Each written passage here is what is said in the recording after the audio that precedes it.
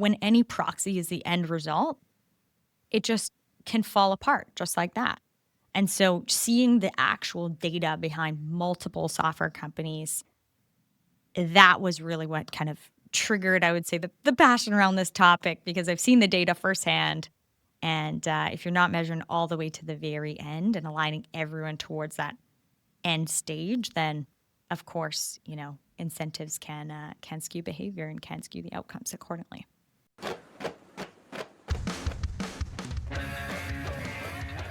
Oh yes, this is the Hardcore Marketing Show. I'm Casey Cheshire, your host for this epic journey. Today's show is sponsored by Ringmaster, on a mission to launch B2B podcasts that create relationships, generate revenue, and drive growth. Ringmasterlive.com. Bam. All right, I did it. I hit the button. We are beginning this crazy adventure. I can't wait to introduce my guest today. She's a badass, and we're gonna smash myths. We're gonna get into it. But who is she? Well, marketing leader, thought leader, advisor, data-driven. B2B growth is like her mindset. GTM. She is a leader amongst leaders. She's advising SaaS companies left and right how they build out and optimize their marketing. She's won certificates of recognition from Canada for environment.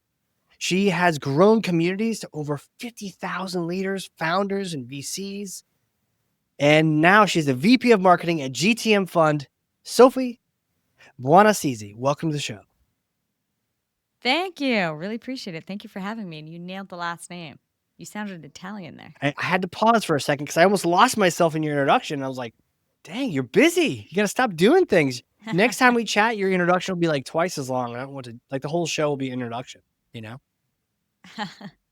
Well, if it's any introduction like the ones you provide, hey, I think I'm here for it. That was beautiful. Thank you. Well, you know what? Let's smash things. I'm going to pass you this. It's heavy, but I know you're from Canada. Here you go. Okay. Go ahead and grab Thor's hammer. Smash for me some kind of... Yeah, you got it? Okay. Got it. Smash for me some kind of marketing myth, bogus strategy, misconception. Set the record straight once and for all. All right. We are smashing that marketing is a straight line and it serves a linear function. Marketing is a straight line. Tell me more. Yeah, it kind of manifests in multiple ways. So, for example, even the way that we practice, we go from idea to campaign to launch to results, and we kind of check that box and we move on to the next. And that's how a lot of teams operate. And that culture and mindset can be dangerous because marketing isn't linear. It's actually more of a loop. And if you're not building loops, you're not building leverage. And it applies to the overall function too. So we think of it oftentimes like marketing and that baton pass off to sales and the baton pass off to, CS. But the reality is we're more so in this bubble, kind of fishbowl, if you will, of a go-to-market ecosystem. And we've got all of our different functions together. They all have these established feedback loops. They're all serving each other. And so it's a lot less of a linear equation. So marketing isn't a line, it's a loop. And that linear thinking can create some blind spots or symptoms, if you will. So happy to break down a few of those symptoms. Yeah, man. So things go crazy when we even get the shape wrong, right? We get the second grade putting the squares, the circles in the right spots. We get the shape wrong. What happens? What all disintegrates when you get even just the idea of what it looks like from the big picture? I mean, the big picture is results. So the results get skewed because of that linear thinking. And if we think about kind of the macro environment, what we are measuring marketing gets skewed. So not to kind of spoil the results, if you will, but at least in my opinion, the results that we measure marketing and frankly any function is twofold. It's to drive revenue, and how we measure revenue will depend on that function. So it might be pipeline revenue, NRR. Ideally, we're tying all functions to these kind of proxies and metrics and end goals. And then B is to drive efficiency. And for marketing, that's often the way that we shape perception for our customers. So that would be kind of the larger scale outcome. Interesting. I don't know if I've often heard perception mentioned when measuring marketing. Do you see that a lot? Do people forget that one? Definitely. And it gets forgotten a lot because, I mean, how do you measure perception? It's really hard Right? to measure. And so when we have this linear thinking equation, we require that kind of linear measurement. But again, the reality is it's not linear. And these kind of metrics like efficiency are extremely important. So, one symptom of this linear thinking is thinking that marketing's job is to generate, leads, even pipeline Mm. now. And so in a past life, I was running a lot of conversion rate optimization. It was fascinating, actually, to see the way that teams would measure, because it's the classic, Charlie Munger quote of "Show me the incentive, and I'll show you the outcome." Truly, some firms or teams are measuring to, MQL, others to pipeline, others to revenue. Really sophisticated teams to more NRR metrics, and accordingly, you could see the disconnect to the overall go-to-market organization. And I do think that while we measure marketing very frequently now to pipeline, that's just a step in the right direction. That is not our end all be all by any means. It is purely an advancement towards that kind of end goal. And so I'll give you an example from the conversion rate optimization days, for instance. We would run experiments and have worked with some really incredible brands, Sophos, Typeform, a lot of leading software companies, and I'd say mid-market to enterprise predominantly. And which is, spoiler alert, I'd say where I ended up making the pivot because my heart was in startups and, Yep. wasn't necessarily as aligned to the high volume experimentation space, though I loved it. And so a lot of companies, we would measure all these different inflection points and think of them like proxies. The entire funnel is a proxy to retained revenue. And often that metric we would take was NRR. It's really hard to measure something, especially depending on that sales cycle, up to that final point. So we use proxies, but eventually you can get data and measure back to it. And what we'd find is we'd experiment for some companies and, bloat the MQL, and that would translate to very few, pipeline and revenue opportunities. And some teams obviously were measured on MQL and they'd say, I just want the MQLs. I know I don't really care. It's like more of a pass off, I think we're beyond that point. Now we progress to that next stage, which is I need pipeline. And so the teams that we were measuring to pipeline on, came in various forms. Sometimes, you've got a high MQL ratio and you're simply going through that attrition stage and you're coming out with an output. It's a pretty measured equation. Other times, any kind of changes, and these could be messaging, these could be structural changes. You can make any change and measure it essentially, would be a lower MQL volume and a higher pipeline value. And so there's all the different equations of how that leads. But again, pipeline should not be the end all be all, because the quality of pipeline is a huge indicator. And of course, now I'd say there's different stages in pipeline. Often marketing teams are aligned to, and typically it has some kind of quality metric associated. But what we found was the teams that were measuring all the way through to NRR and the teams that were measured to that end state, everyone was aligned around that, were generating A, the best results, but B, the most unpredictable results in a way. Because you could have some really high quality pipeline, but it wouldn't actually, it would churn. The stickiness wasn't necessarily there, but they're still optimizing for that, again, proxy in the right direction. But when any proxy is the end result, it just can fall apart just like that. And so seeing the actual data behind multiple software companies, that was really what kind of triggered, I would say, the passion around this topic, because I've seen the data firsthand. And if you're not measuring all the way to the very end and aligning everyone towards that end stage, then of course, incentives can skew behavior and can skew the outcomes accordingly. This is fantastic. And I gotta tell you, I had a caveman moment just now, and that does not happen on the show very often. I mean, I profess to be one to try to learn from everyone, but when you said the funnel is a proxy for retained revenue, I was like, this sounds so important, but I don't necessarily know if I understand. But then you walk through several other things. Let me throw this at you. Tell me if I'm getting it right. The idea of the teams that measure to their monthly recurring revenue, to their MRR, the teams that went to the full end result, and track that all the way back to the beginning, they did the best. Is that close? Correct. Okay.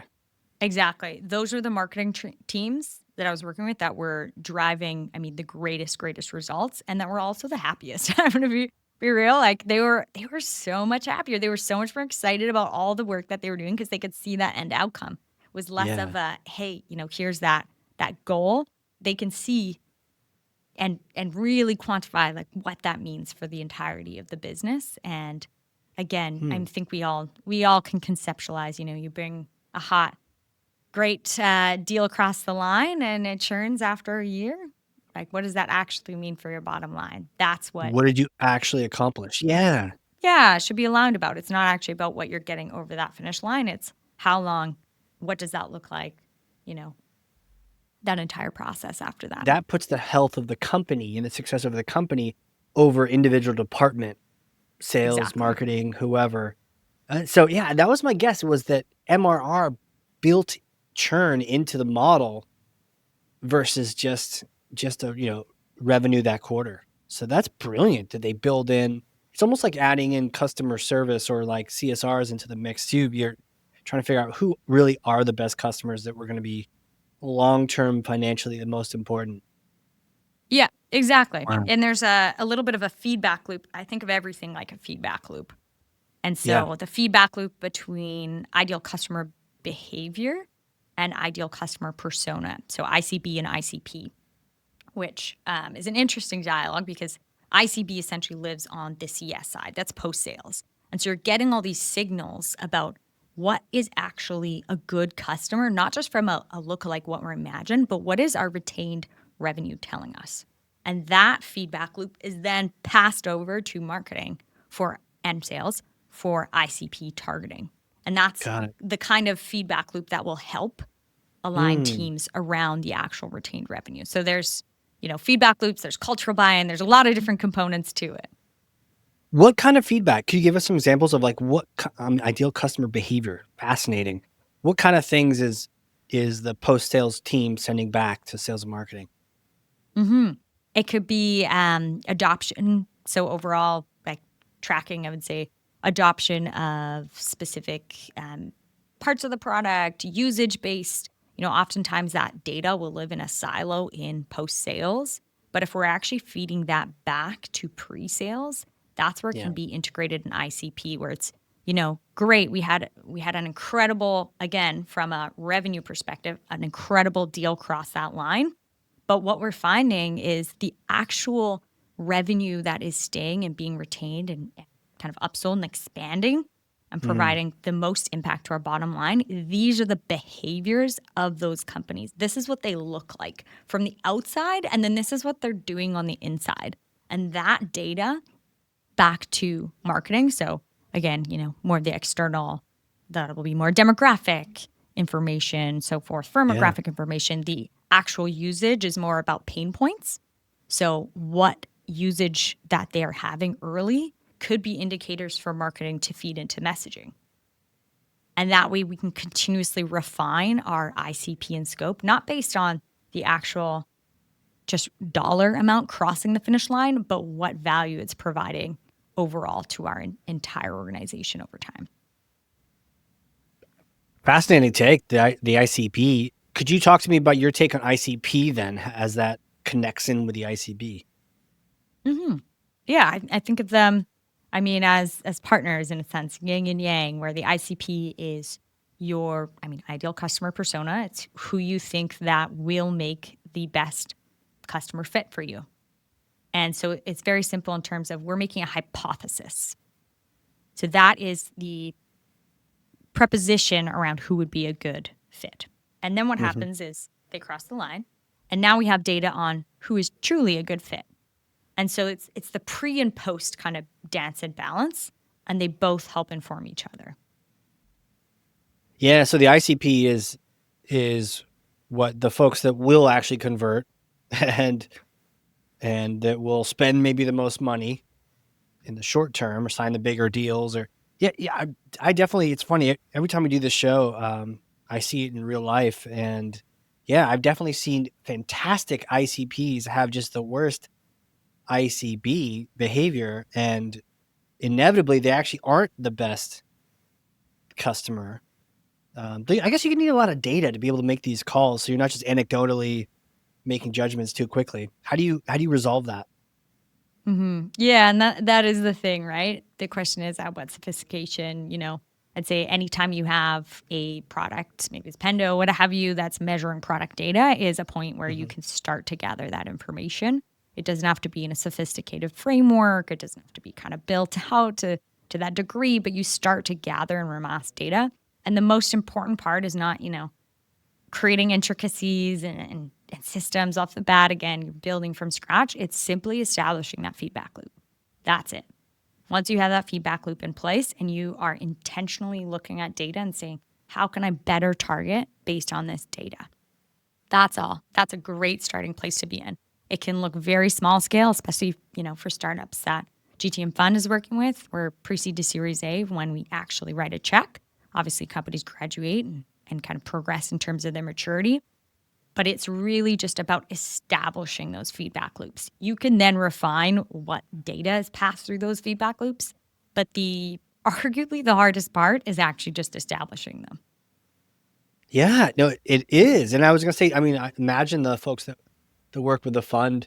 I mean, I guess I wondered, have they already established product market fit, or are you getting them early on when they are still figuring that out?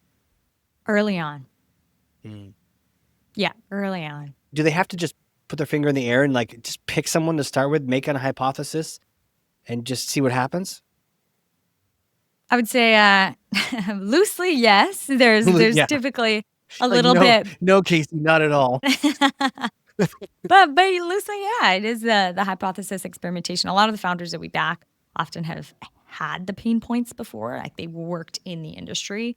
We had a phenomenal founder. He came out of Flexport and now works in the custom broker space. So like he knows the space well.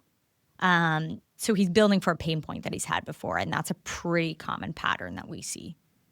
So people usually have a pretty early kind of pulse already.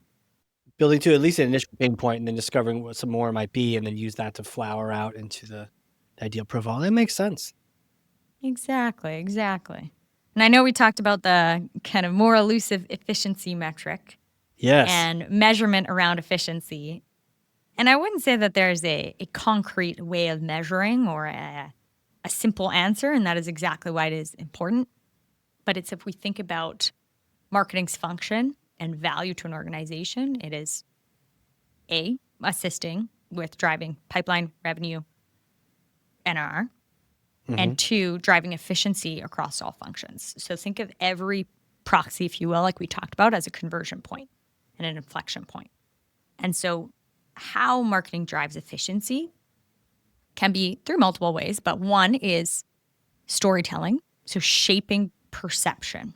When you shape that perception, that is what can help conversion rates throughout the entire funnel. And then 2 would be enablement. So 1 is shaping perception, 2 is the actual enablement of the entire kind of process.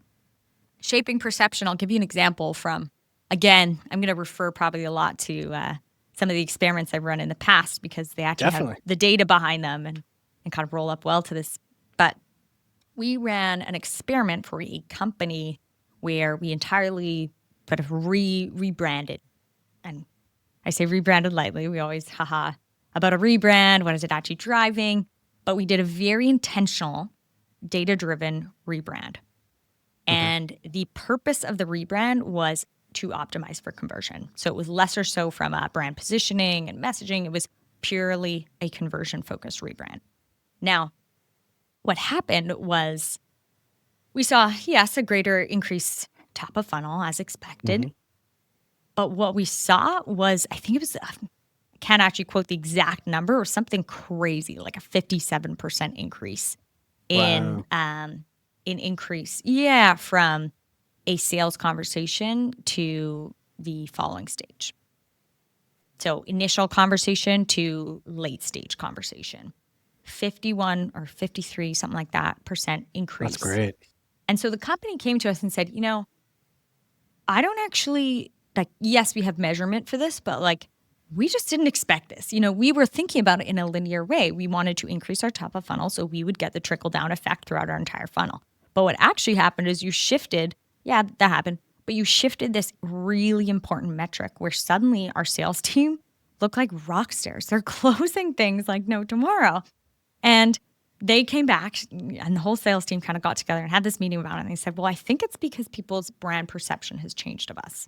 Suddenly we look a lot more elevated. We've got some different messaging and we just look higher quality. And they were like, we have no other explanation for this.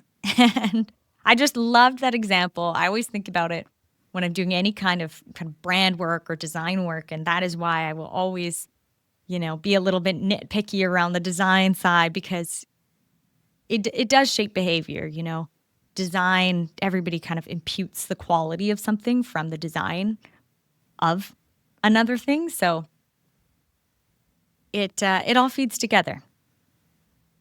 You know what? It's great to call that out. I always tell people I definitely couldn't make that design, but I can tell when it looks like $1 million. And you're right, we feel that, and okay, all right, they spent some money on this, or this looks great, or the opposite is true. Wow, they Fiverr put this together with some pixel art, and like, man, this looks rough. I bet the product will be rough too.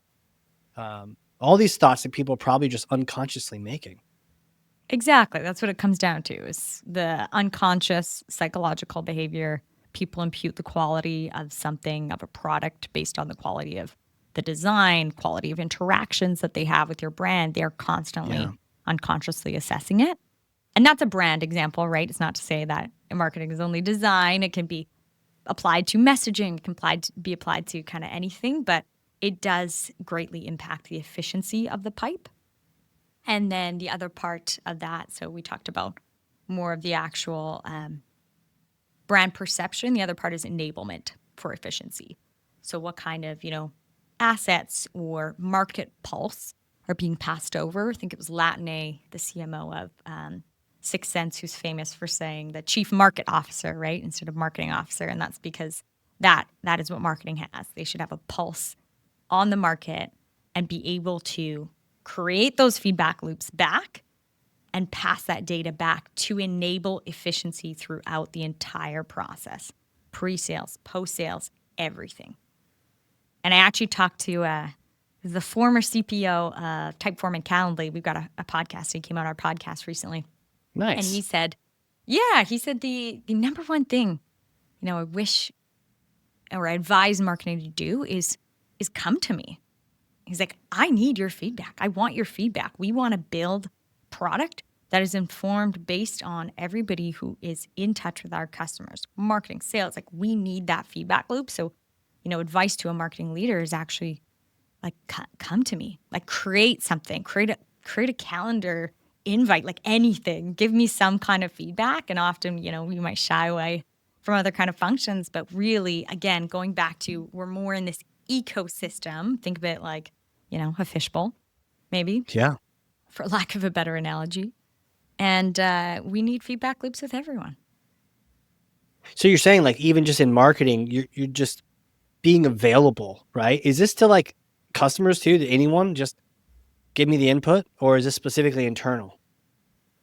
So this was specifically internal in terms of creating feedback loops back to functions within the organization that can then help them improve what they do, which ultimately improves the efficiency. Got it. Marketing works to improve efficiency and, the perception, so shaping market perception, and then enablement internally around the data that has been gathered on the market. Wow. But I love what you said, actually. You made a good point about value and volume, so happy to go into that too if it's helpful. Yeah, but like, before we do that, have you seen any, I know you need to approach it holistically, but have you seen any particular moves on the storytelling side or the enablement side that really took? Or does it tend to be just sort of subtle, incremental over time? Yeah, interesting question. I see both.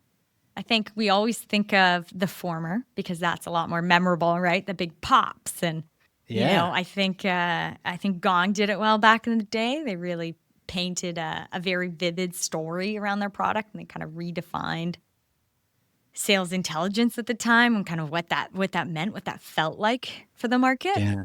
So I think they're a really good example of really powerful storytelling that captivated folks. But um, part of it is, the subtleties, the like unsexy parts behind the scenes where it's about consistency and consistently informing and repeating that story that you want to impose with your audience to them, whether it be over email, what have you, what kind of channel you wish. You mentioned Gong. Shout out to Udi. He's been on the pod a couple times. Absolute wizard. And he has a book coming out, which we'll definitely want to shout out soon once it's out. And then that brings me to another question, which is like, what are you learning from? Where do you like to learn? Because clearly you have a ton of knowledge. You're one of the smarter, scarier guests I've had on this podcast. So I'm curious, where do you get your input from? Well, thank you. That's super kind words. I think I take a lot of inspiration from how I think about marketing in terms of my own education. So we talk about, value and volume in marketing and truly, the narrative, value over volume. When we say that, and I believe that, we're talking about outputs in marketing. But there's also Yeah. an input side to it. So Yeah. the truth is it's a balance and volume belongs in the input and value belongs in the output. So we want to input, volume, output, value. And again, it's a loop. And so that's how I think about my education around marketing, go to market, AI, anything related is how can I go and get a breadth? That way I can narrow in, have a good market pulse, but then decide where I want to narrow in and create greater depth. And so it's Mm. really about, about going wide, frankly. So people's newsletters, subscribing to people's newsletters, reading them. I'll read them on my weekends. I find it fun, and then Yeah. podcasts are a great form of education, right? Like yours, I brush up on all my marketing, kind of different tactics, what people are talking about. Again, just keeping a pulse. Social media can frankly be a really good market pulse in terms of just what are people talking about. You got to take everything with a grain of salt, but it is a very quick feedback loop. If you want to actually get feedback on something, social media is a very quick way of doing so. So that's the value I see in social media is the feedback loop and then also, yes, shaping perception. So those would be three core areas for, industry events. I think the qualitative that you get when you actually show up in person and talk to people is just phenomenal. To go deeper with people. So we've got events at GTMfund. I love hearing what is top of mind for folks. How are people thinking about things? I go to events. So that's another really good way of doing so. We've got a Slack community at GTMfund. So I learn a lot just based on what people are talking about. Again, advice, we can post in there around that. I'm in other Slack channels. So that's another kind of more digital way that speeds up the process when in between kind of events. And Yeah. books and so forth too, but I feel like everything is changing so rapidly that I'm Yeah. predominantly relying on conversations with people, both online and offline, newsletters, podcasts, and some social. Amazing. Man, just the width and then going narrow for specific data points. I think it's like that T-shaped marketer, right? Just like being aware of the market, but then being able to have some specialty in it. Powerful. My next question really is like, who are you? Who are you? How do you know all these things? Can you take me back in time, like little Sophie days? Did you know you're going to be VP of marketing, teaching people marketing, hosting podcasts, doing all these things? What was it like? I can't say I knew that. Yeah, I can't say I knew that. I think my answer at probably 5 years old, it was in some school, kind of preschool book was when I grow up, I don't want to grow up. So I can't Really? say I had a firm kind of view on what the future would entail, but that's part of the beauty of it. I think the constant was just insatiable curiosity. And so I just followed that curiosity and kind of led down certain paths. And I think about it a lot now, actually, because there's common themes that emerged And the themes were always constant. But the Mm. way that they were packaged is different. So if you think about themes, for example, I was always extremely interested in a few different things. Education, and I was more formally involved. I was part of a nonprofit focused on education for over a decade. Global impact was a very interesting inflection. So I was very interested in anything that could scale and touch multiple geos, so predominantly areas in more developing countries, in addition to Western countries or, EMEA or any APAC. And so anything that could scale globally, education, those are two pieces. Technology and innovation. So before I was even in tech directly, I was, going to events with, friends that were embedded in the space. I was just always interested. I was always reading about it. I was always just quite keen. So the Yeah. same theme emerged. And then impact. I was always really interested at, what can you kind of innovate to actually create impact?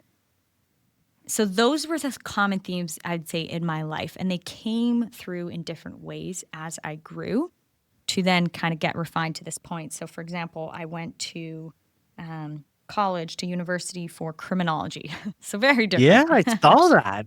Yeah. A little bit of a different flavor. And the idea there, I was like, law seems really appealing. I'd love to go into the legal practice because I can make a really interesting impact there. Mhm. And it was also paired with, the education that I wanted to get and the soccer. So I went to a school where I could play soccer in the US while residing in Canada. So it's the only Canadian school that actually plays in the NCAA. So that was Mm. kind of the impetus for going to that school in particular. But then halfway through, I would say my criminology degree, I realized, I'm probably more interested in business. And I was doing a lot of, Yeah. again, like tech events on the side and so forth, but really enjoying studying criminology. But it just didn't make sense to shift my major at that point. It would have prolonged my degree. So, can always do an MBA later was what I figured. Right. And then, again, still always like doing tech stuff on the side, though, even though I was studying criminology and really loved that space. And I went into the federal government when I graduated and ran some Mm. really, really cool kind of programs there around Indigenous groups, enablement, worked with the enforcement branch there since I had a criminology background. So a lot of like program and policy analysis and management. Sure.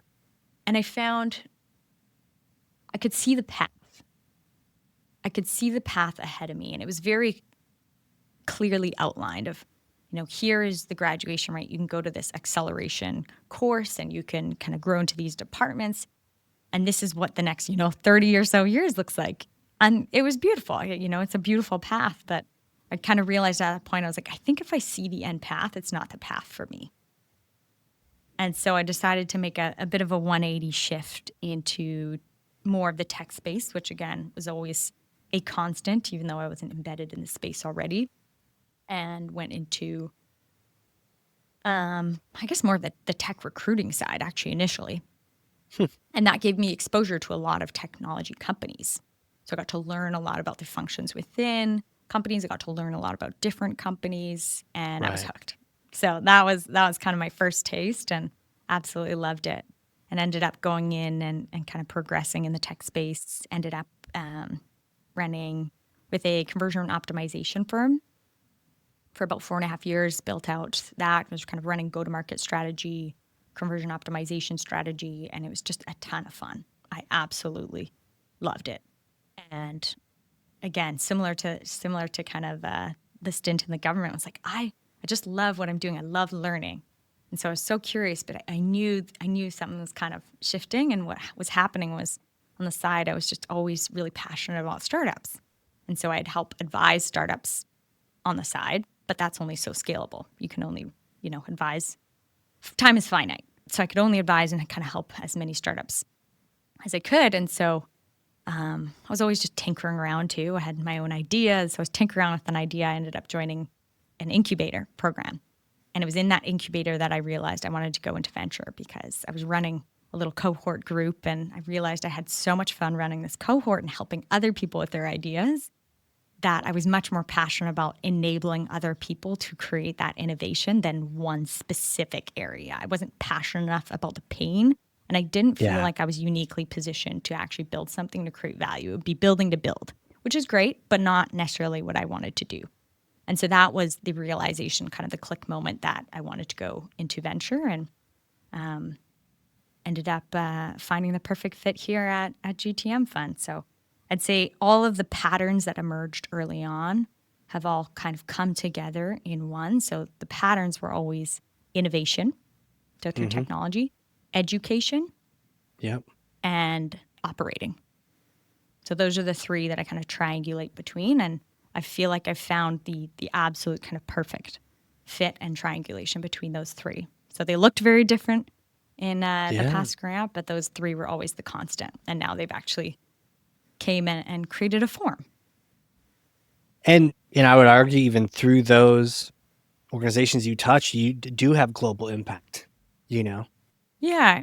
And the media company helps a lot with that, actually. I never anticipated running a media brand, but, I was always involved in education in a very traditional way, more of the traditional education system. But that's what media is. Ultimately, you're educating.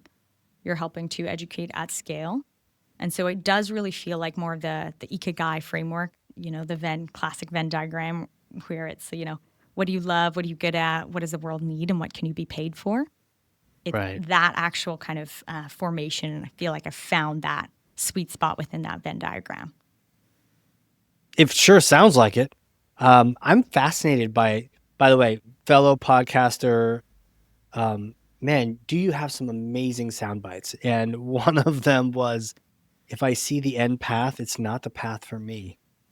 Is it the desire for the unknown, or is it the challenge of not knowing? Tell me more about that. Good question. It is, I think, the growth curve. Mm, Well, and that's not to say that there's not an immense growth curve when you see the end outcome by any means. It is very much so a personal thing. There is nothing wrong with seeing the end outcome and kind of going on that journey and finding that end outcome. Again, it's not actually about the outcome, it's the journey, classic cliche.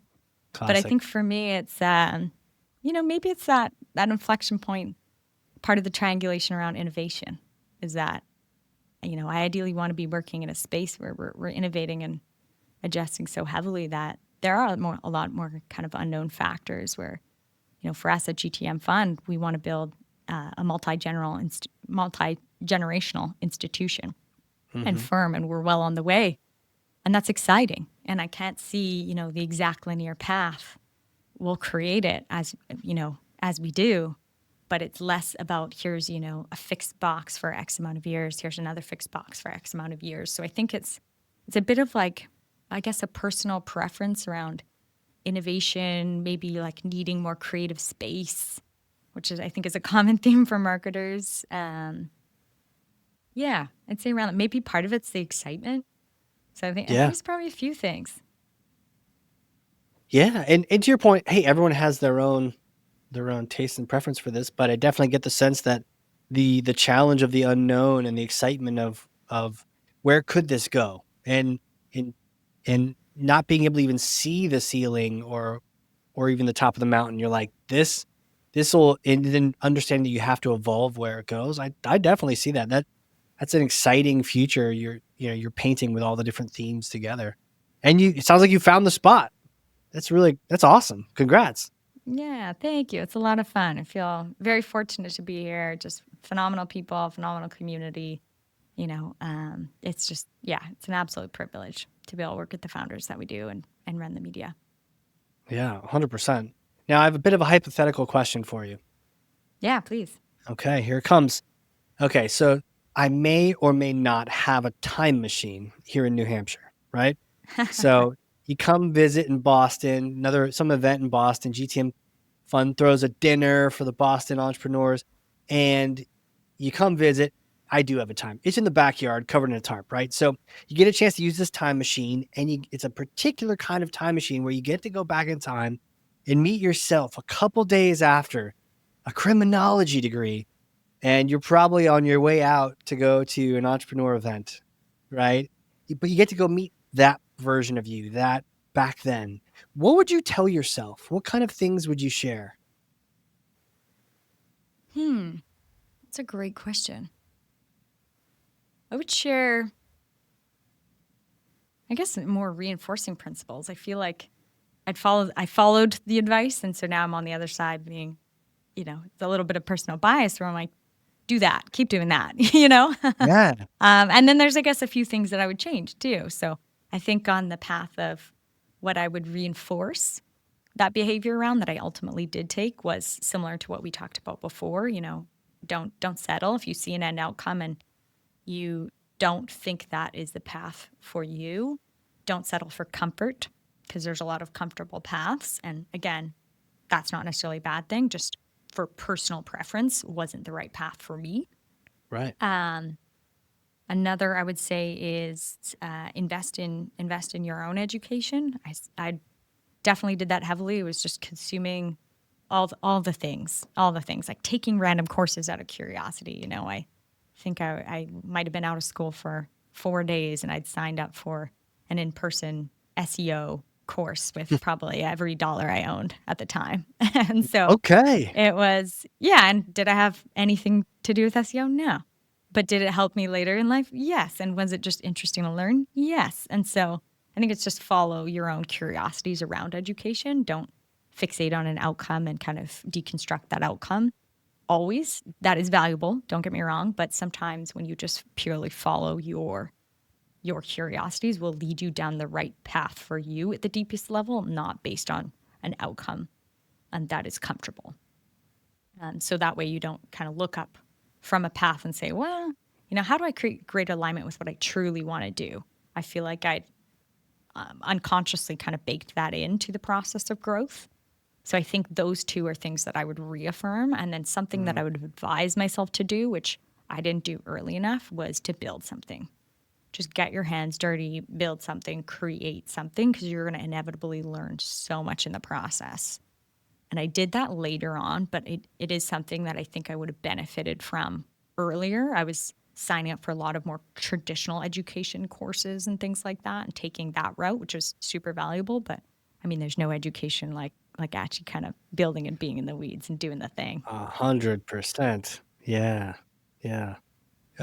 P&Ls can be a lot more painful in real life than they can be as a case study in a book. You bet. It's interesting you mentioned following your curiosity as a signal, as like a directional signal versus maybe setting an outcome for yourself, that may or may not be what you really want it to be. But the fact that if you're staying in your curiosity zone, you're probably on the right track, even if you don't know where it's leading to. Mm-hmm. Yeah, I think there's a lot of, both conscious and unconscious pressures and societal perceptions around what success is, if you will, but that is not necessarily, how we value it internally at the deepest level. And so just following your internal compass is really helpful for actually feeling fulfilled in a role, not based on those external validation factors like title or income and so forth, which are, arguably very important things based on what your goals overall are and needs, Sure. of course. But there is that component to like fulfillment too. And following your curiosities is definitely part of the path for finding that. You could have easily stayed on the course and, you could have been an attorney right now and in checking maybe one of those boxes of the different themes, and totally in making tons of money and having a great title, but being miserable, but instead you're checking all of the boxes, you're having a great time and you don't know where it's going and it's exciting, right? Like it's a great example for people, listening that they can think about modeling that in their own lives. You bet. Yeah. And I think internally, when something's kind of, off or you need a change in some capacity when it's time, you can incrementally learn just the most interesting things in one existing role and organization for your entire career. There's absolutely nothing wrong with that. I think I have no doubt that I would have had a blast and lived a very kind of exciting life had I stayed in the federal government and in that Yeah. role. But I did know internally, I know the deepest part of me needs a change. And so just following that internal compass.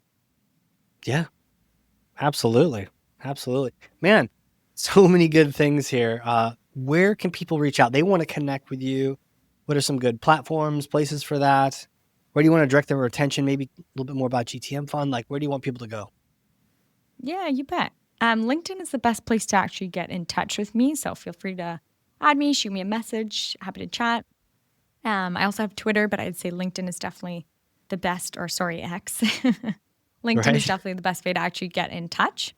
And then otherwise, we're doing some pretty kind of cool, exciting pieces on GTM now, which is the media brand of GTM Fund. So there's a newsletter, podcast, and so forth. And those are all areas that we're constantly, again, coming back to the feedback loops, interested to hear feedback around, what's helpful for folks as we then kind of create content around that. So it's all at gtmnow.com, gtmnow.com. Check it out.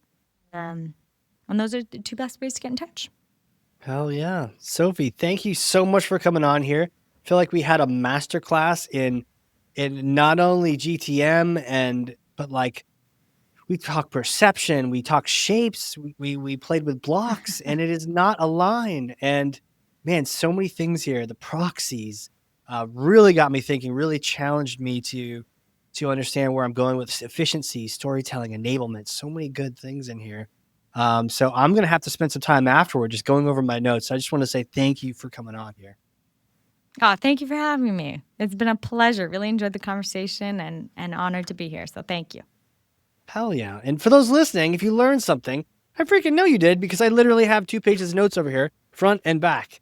Then I in love margin, it. I'm in the sides over here, right? I see some shapes on there too. There are shapes. I've got lines, I've got squares. It's almost like one of those like art things at an event. But man, I have notes. So if you learn something, share this with 1 person, 9 people, 3,000 is cool too. But good information into other people's hands. That's thought leadership. Who needs to hear this? Who's being inefficient? Is it you? Is it someone you're working with? One of your peers? A good friend? Do they need some help reshaping their perception so they don't get those negative judgments?